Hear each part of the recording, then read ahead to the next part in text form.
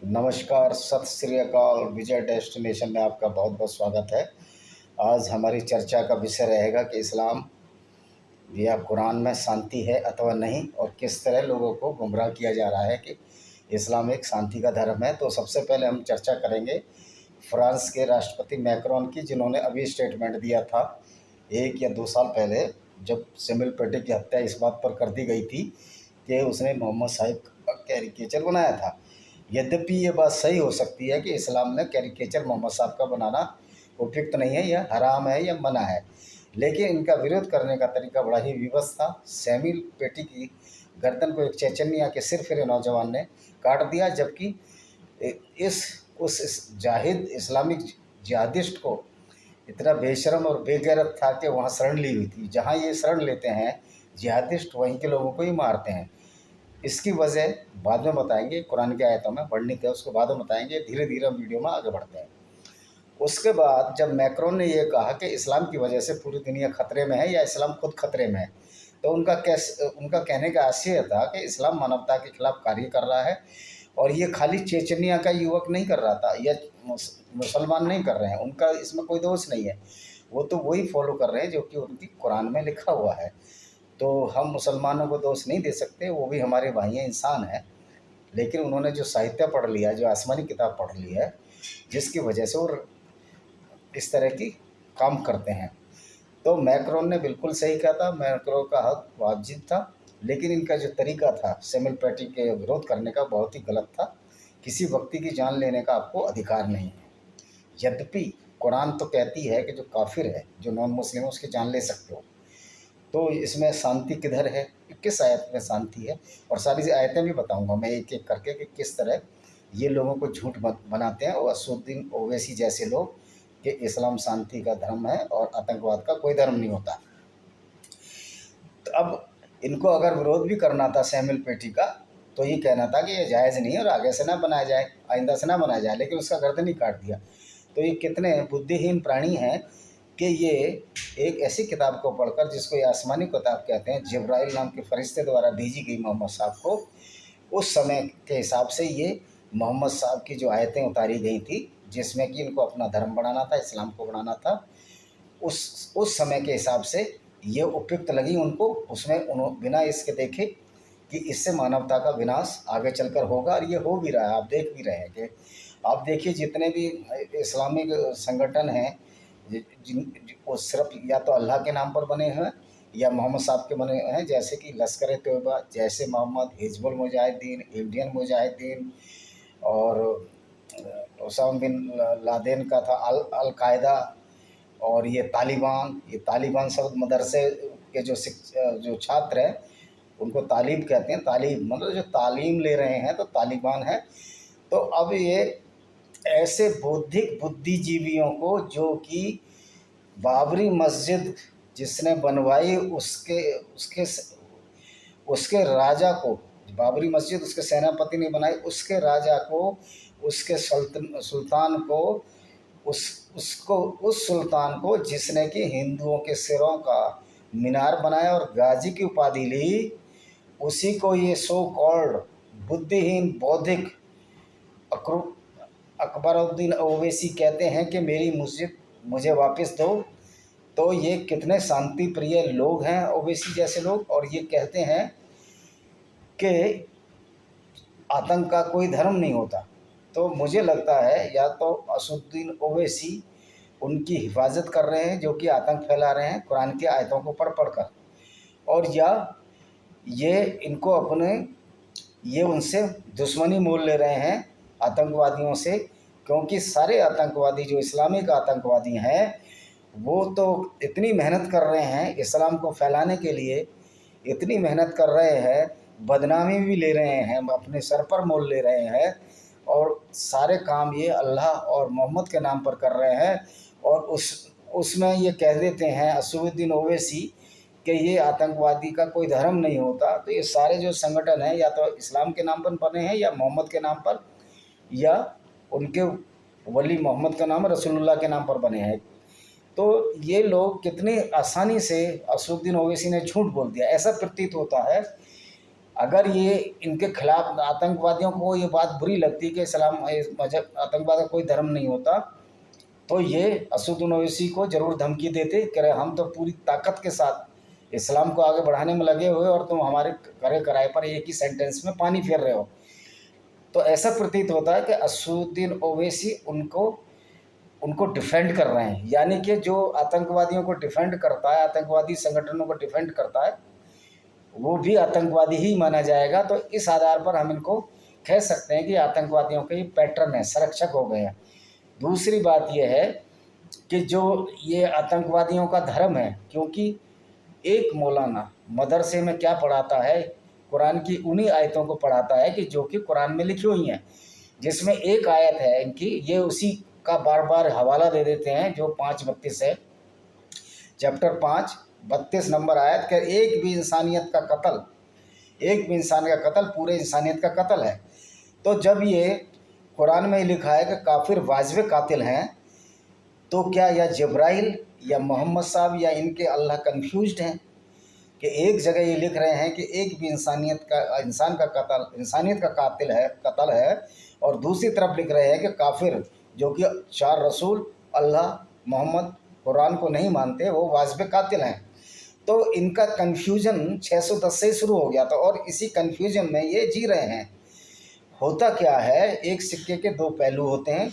एक एक ताश का पत्ता देख लीजिए आप, चाहे राजा हो चाहे रानी हो, चाहे एक दो जो दुक्की तिक्की चौकी पंजी जो भी बोलते हैं, आप पलट कर देख लिए तो इधर भी मैं उधर भी मैं, मतलब ये है कि आप ऊपर की तरफ का हिस्सा नीचे की तरफ कर दें तो भी वही दिखाई देगा। तो इसी तरह आप किधर भी ले जाएं, इस्लाम इस्लाम ही रहता है, और रेडिकलाइज इस्लाम और मॉडरेट इस्लाम नाम की कोई चीज़ नहीं है। ये इस्लाम की तौहीन कर रहे हैं इस तरह बोल के कि रेडिकलाइज इस्लाम और मॉडरेट इस्लाम। इस्लाम इस्लाम है, वो किस तरह का है वो एक अलग बात है, और ये पूरी तरह से रेडिकलाइज ही है, इस्लाम इस्लाम है, और जिसमें कि काफिरों को मारने की बात कही गई है। इनकी 5:32 कहती है कि एक भी इंसान का कत्ल इंसानियत का कत्ल है, लेकिन उससे अगली आयत कह देती है कि अगर जो रसूल को ना माने, अल्लाह को ना माने, कुरान को ना माने, वो वाजिब कत्ल है और काफर है। तो ये बताइए इतने कंफ्यूज मोहम्मद साहब क्यों थे, या जिब्राइल फरिश्ता इतना कंफ्यूज कौन था? अल्लाह ने ऐसा कंफ्यूज फरिश्ता क्यों भेजा जिसको यही नहीं मालूम था कि पहली आयत किस तरह उतारनी है, उससे अगली आयत किस तरह उतारनी है। तो मेरा सभी भाइयों से ये निवेदन है जो अपने को काफिर समझते हैं, जो अल्लाह कुरान और मोहम्मद में विश्वास नहीं रखते, इस कुरान को ढंग से पढ़ें।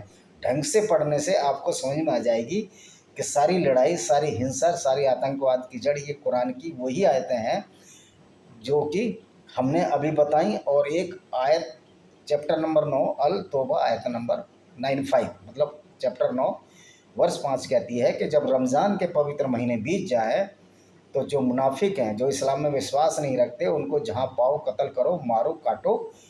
तो ये कहते हैं कि उस ज़माने के लिए ठीक था, उन्होंने एक संधि की थी कि हम ये बातें मानेंगे। तब एक बात बताइए, अगर संधि भी की है और संधि को आज भी तोड़ देते हैं बहुत सारे देश, आपस में संधि होती है, पड़ोसियों में भी आपस में संधि हो जाती है, लेकिन तोड़ दिया जाता है, तो उसका निराकरण पंचायत या अदालतों में बैठ कर लिया जाता है। तो उस समय इंसान भी थे, सामाजिक व्यवस्था भी थी, तो ये पंचायत में बैठकर क्यों नहीं लिया गया निर्णय? सीधी एक आयत जिब्राइल के जरिए मोहम्मद साहब ने उतार दी कि उनको मारो, कत्ल करो, जो हमारे साथ फर्जी सोच रहे हैं। यानी कि जिब्राइल को फोकट में ही बदनाम कर दिया। मोहम्मद साहब को जो सुविधाजनक निकला, अपने हिसाब से तो उन्होंने आयतें निकाल ली। इसी तरह से आप ये देखिए, जो प्रोस्टिट्यूशन है, जो वेश्यावृत्ति है, ये भी इस्लाम की देन है। क्योंकि जब ये इस्लाम में लिखा हुआ है, कुरान में लिखा हुआ है कि जब दूसरों की स्त्रियों को आप लूट लो तो उनको सेक्स स्लेव और लौंडी बनाकर रखो और उनको बाज़ारों में भी बेच सकते हो, और उसको जो उनका लूटा हुआ माल है उसको आपस में बांट लो, जिसमें रुपया पैसा बच्चों को भी इंस्लेव करते थे और ये मर्दों को तो काट ही देते थे। जो भी काफिर मरते तो बच जाती थी स्त्रियां, विधवा स्त्रियां, उनको ये अपनी सुविधा अनुसार 1 2 3 4 जितनी भी चाहें वो रख सकते थे। और इसलिए आयत भी उतार दी गई, आप चाहो 1 2 3 4 जितनी भी रख सकते हो। और फिर इन्होंने कहा कि आप जब किसी काफिर स्त्री से शादी करो तो उसको पहले इस्लाम में लाओ, अन्यथा वो जो है वैश्याओं से भी गई बीती है, मतलब वैश्याओं की श्रेणी में उसको रखा है इन्होंने काफिरों की। क्यों? इनको तो सारी वैश्या ही नज़र आ रही थी, ये तो उनको लूट रहे थे, उनकी इज्जत के साथ खिलवाड़ कर रहे थे। यही अहमद शाह अब्दाली ने किया, यही नादिर शाह ने किया, और यही जो है महमूद गजनवी, गौरी, मोहम्मद बिन कासिम, आप इनकी सारी हिस्ट्री उठा कर देख लीजिए। इन्होंने सिर्फ काफिर स्त्रियों के साथ बलात्कार ही नहीं किया, उनको सेक्स स्लेव बनाया और लौंडी बना के बाज़ारों में बेचा भी। और शाहजहां की सबसे बड़ी जो उपलब्धि है वो है दिल्ली का जीबी रोड का वैश्यालय, जो कि हरम में 6000 थी और यहीं पे बसी हुई थी। आज वहाँ वैश्यालय चल रहा है, जिसको सरकार ने कानून विरुद्ध घोषित किया है, और समय समय पर छापे भी डाले जाते हैं। लेकिन एक ऐसा बदनुमा दाग ये शाहजहां और इस्लाम ने दिया है कि वैश्यावृत्ति को आगे बढ़ाने में काम किया। मैं ये नहीं कह रहा कि वैश्यावृत्ति नहीं होती है, या अपने आप भी करते हैं लोग, लेकिन सर्टिफाइड किसी भी किताब में, किसी भी धर्म की पुस्तक में इसको सर्टिफाइड नहीं किया गया है, और कुरान में और हदीस में इसको सर्टिफाइड किया गया है। तो इसलिए ये कहना बिल्कुल ही नाइंसाफ़ी होगी कि इस्लाम ने और बलात्कार जैसे शब्द को भी इस्लाम की ही देन है, क्योंकि ज़बरदस्ती किसी को औरत को मारकर उसके साथ किसी आदमी को मारकर उसके औरत के साथ बलात्कार करने को ही बलात्कार कहते हैं। ज़बरदस्ती कंज्यूमेटेड या उनके साथ सहवास करने को ही बलात्कार कहा जाता है, उनकी इच्छा के विरुद्ध अगर जो कार्य किया जाए। और ये बोलते हैं, ये बौद्धिक बौद्धिक लोग जो कि काफिरों के मीनार बनाने वालों को बोलते हैं कि ये हमारे आदर्श हैं। एक मौलाना है साजिद रशीदी शायद नाम है उनका, कह रहा बाबर ये हमारे आदर्श हैं। भाई तुम्हारे ये आदर्श कहाँ हो गए? तुम्हारा डीएनए दूसरा है, उनका डीएनए दूसरा है। तो ये मतलब इतनी गुलामी और स्लेवरी इनके दिमाग में आ चुकी है कि ये अपनी कल्चर को भी भूल रहे हैं। इनको मालूम होना चाहिए रिलीजन, धर्म या मज़हब और कल्चर एक अलग चीज़ है। जैसे कि इंडोनेशिया में अभी भी बहुत सारे नाम जो मुस्लिम नाम हैं, मुस्लिम नाम नहीं है मुस्लिमों के, जैसे राष्ट्रपति सुकर्णो था, उनकी बेटी है मेघावती सुकर्णो, जिसे हमने हिंदू धर्म स्वीकार कर लिया, और बहुत सारे लोग हैं। तो जब उनसे पूछा गया कि आपने ये इस तरह के नाम क्यों रख रखे हैं, कह रहा हमने अपने अपने मज़हब को चेंज किया है, लेकिन हमने अपनी संस्कृति, अपने पुरखों को बेइज्जत नहीं करना चाहते। और ये हैं पाकिस्तान, इंडिया, बांग्लादेश के या और भी जगह के मुसलमान, अफ़गानिस्तान के हो सकते हैं, जो अपने पुरखों को ही गाली दे रहे हैं, उन्हीं को काफिर कह रहे हैं, क्योंकि ये हिंदुओं की औलाद हैं। तो इससे जाहिलियत और बेगैरत कौम क्या हो सकती है जो अपने पुरखों को ही गाली गलौज कर रही है, उस आसमानी किताब को पढ़कर, जिसने इनको ये सिखाया है कि काफिरों से नफरत करो, काफिरों को मारो, उनकी स्त्रियों को लूटो, उनको घृणा और उनके साथ बलात्कार करो, उनको वेश्यालयों में बेच दो, सेक्स स्लेव और लौंडी बना कर रखो। और एक नई मज़े की बात है कि इस्लामिक देशों में ब्लेसफेमी की बीमारी और चली हुई है। अगर कोई कहता है कि मोहम्मद साहब ने 14 या 13 शादियाँ की, तो ये ब्लेसफेमी कहाँ से हो गई? भाई ये काफिर तो आपका ही धर्म बढ़ा रहे हैं, आपकी किताबों को पढ़ पढ़ के ही तो बता रहे हैं तुमको। जो बेचारे हमारे मुसलमान जो कुरान अभी तक नहीं पढ़ना जानते या पढ़ नहीं सकें, उनको ही तो हम बता रहे हैं, इस्लाम का प्रचार प्रसार कर रहे हैं। आपको तो काफिरों का एहसानमंद होना चाहिए कि आपकी एक एक चीज़ को खोल कर दुनिया के सामने ला रहे हैं, उन अनछुए पहलुओं को भी सामने ला रहे हैं जो हमारे मुस्लिम भाइयों को भी पता नहीं थे। तो बजाय इसके उनको ब्लेसफेमी लगाए, आप उनको सम्मानित करें, क्योंकि वो आपकी चीज़ों को आगे बढ़ा रहे हैं, आपकी डॉक्ट्रिन के बारे में बता रहे हैं और प्रचार प्रसार कर रहे हैं। मदरसों से ज़्यादा प्रचार प्रसार तो ये सो कॉल्ड काफिर ही कर रहे हैं। तो आपको काफिरों का एहसानमंद होना चाहिए कि वो अपनी स्त्रियों से बलात्कार करा कर भी, और मंदिर तोड़वा कर भी, चर्च तोड़वा कर भी, और अपने सिनेगॉग, फायर टेम्पल्स तोड़वा कर भी आपके इस्लाम को प्रचारित कर रहे हैं। ये अलग बात है, उसको लोग किस संदर्भ या किस पहलू या किस नज़रिए से देखते हैं, नज़रिया सबका अपना अपना है, लेकिन वास्तविकता को बताना भी बहुत ज़रूरी है। और हम ये कार्य कर रहे हैं तो हम इस्लाम के फेवर में ही कर रहे हैं, इस्लाम का प्रचार कर रहे हैं। आप लोगों को ये क्यों लगता है कि हम आपके खिलाफ़ हैं? अगर हम आपके खिलाफ़ होते, और स्पेशली सनातन वैदिक धर्म में सनातनी जो है खिलाफ़ हो ही नहीं सकता, क्योंकि उसमें एक कंसेप्ट है कि वसुधैव कुटुम्बकम, यानी कि पूरी पृथ्वी ही हमारा कुटुंब है। तो ये लोग हम आपके खिलाफ़ बिल्कुल नहीं हैं, आप हमारे भाई हैं। हम तो आपका प्रचार प्रसार कर रहे हैं। आप मदरसे में इतना पैसा खर्च करते हैं, अरब से पैसा मंगाते हैं, उसकी कोई ज़रूरत ही नहीं है, हम ही सारा प्रचार कर देंगे। तो इसीलिए निवेदन है, काफिरों से निवेदन है, इस कुरान को ज़रूर पढ़ें और इसका प्रचार प्रसार करें, जिससे इस्लाम की भलाई हो सके। इसी के साथ, चूँकि ये वीडियो बहुत लंबा होता जा रहा है, अगली कड़ी में फिर इसके बारे में बताएंगे। मैं इस वीडियो को विराम देता हूँ। वंदे मातरम, जय हिंद।